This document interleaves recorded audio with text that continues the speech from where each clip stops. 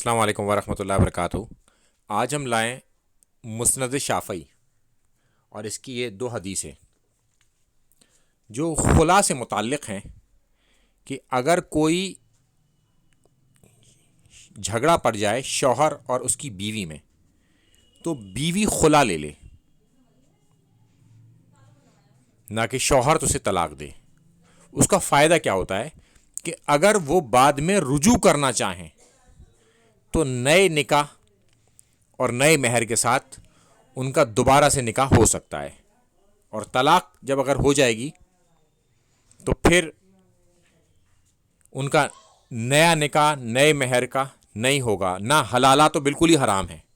پھر وہ عورت کسی ایسے شخص سے شادی کر لے جو دوسرا مرد ہو، اور وہ خود بخود وہ شخص مر جائے یا وہ خود بخود چھوڑے اس عورت کو، تو پھر اس کا نکاح اپنے پہلے شوہر سے ہو سکتا ہے۔ حلالے کی نیت سے یہ کام نہ کیا جائے، یہ خود بخود ہو تو وہ رجوع کر سکتی ہے، ورنہ خلے کی شکل میں وہ کر سکتی ہے اگر وہ عورت اپنے شوہر کو خلا دے دے۔ لہٰذا وہ اس شوہر کے ساتھ بعد میں نکاح کر سکتی ہے ڈائریکٹلی، بغیر کسی اور دوسرے نکاح کے۔